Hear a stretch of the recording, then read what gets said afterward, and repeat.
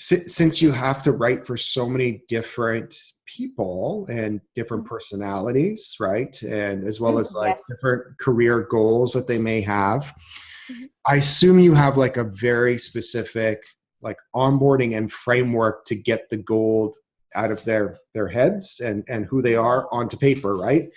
Tell me Yes. tell me a Yes. little bit tell me a little bit about that process, because I would imagine that's the most important part, like garbage in, It garbage is. out, right? It definitely, it is. It's one of those things. It's always best to do it on a phone call. People just they're scared to write, and I get that. It's not easy to write about yourself, even if you're a writer. It's not easy. And resumes, you do have to brag, and you do have to talk about all the really cool things you've done. And my process with everybody is kind of once we get started, we kind of talk about what they're looking for. What is their ideal position, what would they love to do, and then we kind of dive into the metrics and really go into what are all the great things that they've done with all the companies, how they achieved different goals and increased revenue and built teams and whatever it happens to be. And just them talking to me as I ask them questions, they're just like, wow, I did that. And I love hearing that, because they have this like eureka moment of like, wow, I'm actually really good at what I do. And, so just by, I just kind of call it like a little Q&A quiz session, like a pop quiz, and just say, okay, I'm going to ask you a question and you talk, and you're going to hear me clicking and taking notes. And, and as they talk, they just unleash this like array of like, all the achievements they've done. So that's kind of my process. Once I can get them talking, their old resume is history. And I'm just like, okay, here's how we build this.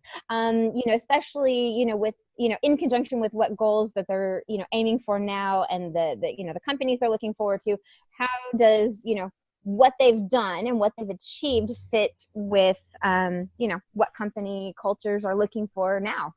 Right. So yeah, it's pretty fun, actually. That's fun. And I could totally picture that, right? Like people getting stumped, like their before life is like, oh my God, I got to write by myself and I feel really uncomfortable about bragging, or they're like trying to be too corporate, or, you know what I mean? Whatever it might be. Exactly it. Instead of just being themselves and stating about how amazing they are. And then just the fact that they're able to just talk candidly and feel comfortable with you. And just like any good photographer, any good director, any good coach, they put people in a state of comfortability, and you get them talking, and before you know it, they don't even realize it. They've just written their resume, right? You're just like, exactly. Yeah, it's very cool. Exactly. So yeah. They normally, just never think about those things. And it's, normally you think about just the regular job descriptions. What do I do on a daily basis? And it's never anything amazing. It's the monotonous jobs, and that's what they think about. That's what job descriptions say. They don't think about the really great achievements. And so that's what I like to try to pull out of people, and, wham, bam, that into a resume, and there we go. Yeah, totally. Yeah. And really that's the best thing. I mean, it's kind of like, a good resume is really good marketing at the end of the day, right? And if you write it really well, I would imagine that it attracts all the right people and repels all the wrong people too. Because when you're looking for a job, like it's a two-way street, right? I mean, you want to find the perfect fit for yourself.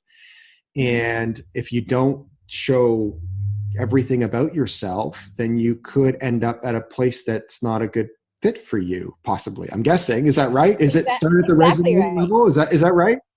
That's exactly right. You have it spot on. But it is. I have a lot of people that they'll say, "Oh, I'm getting interviews, but they're for the job I don't want. I don't want to do this anymore." And I look at the resume, and it's still that subject, and I'm like, let's refocus it to talk about what you're aiming for.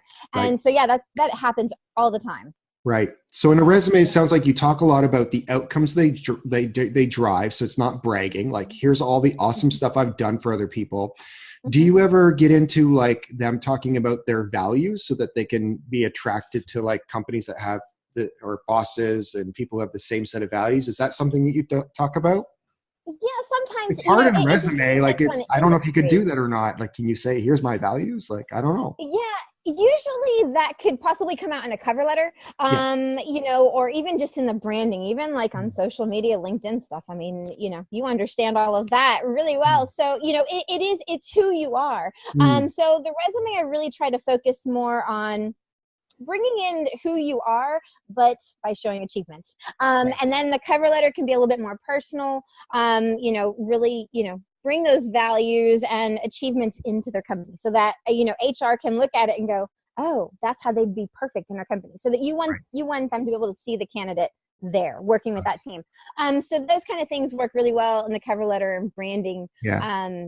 little bits in the resume. Yeah. But Or that can yeah. be determined in the interview. That might be a later thing than Yeah. a sooner thing. That's not the leading indicator that gets the door open, right? The resume is Right. open the door, and Yeah, that that's can be good. explored later on, right? Yeah, Yeah, yeah, that makes. yeah. It's. I ask these questions because, I've never really had a job, so and Me I don't. either.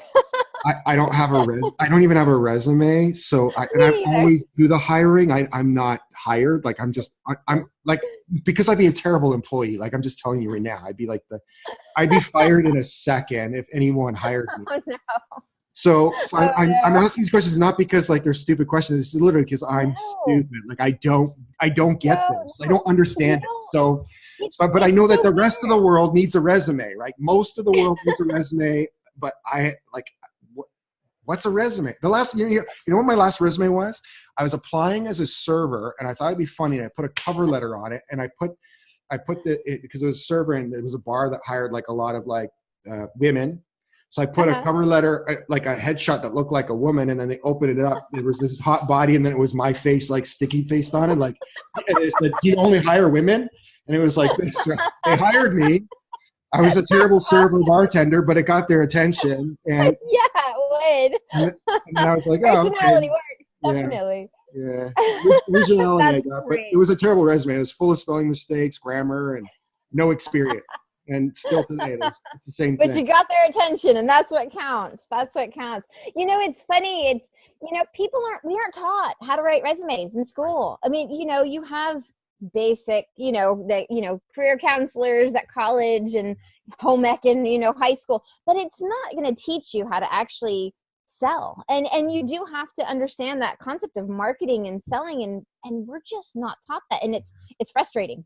It's a lot of people are just like, I don't know how to do this, and they might not have ever had a resume, or they just had one that a counselor at college wrote for them, and they've been using that and just peddling that over years, and now it's like getting serious, and they're like, I have no idea. And it's a weird thing that we're not taught. It's a life skill that we need to have, but Yeah, they don't teach it. So it's not their fault, right? I mean, at the end of the day, this is, yeah. and I would imagine that you probably run into a lot of people who are almost scared and embarrassed to ask for help.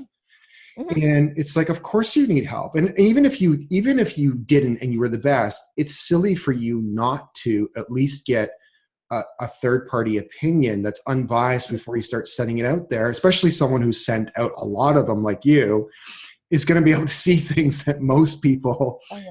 don't see, that it was just good insurance to do that. Like if you're like, but we're not taught, like you're right, we're not taught these things. We're not even taught to seek help. We're not even taught to get third party opinions on things like a resume. This is, you spend your so much time in a job, like you got to get this right. This is really, really important. So It's what makes you money. yeah.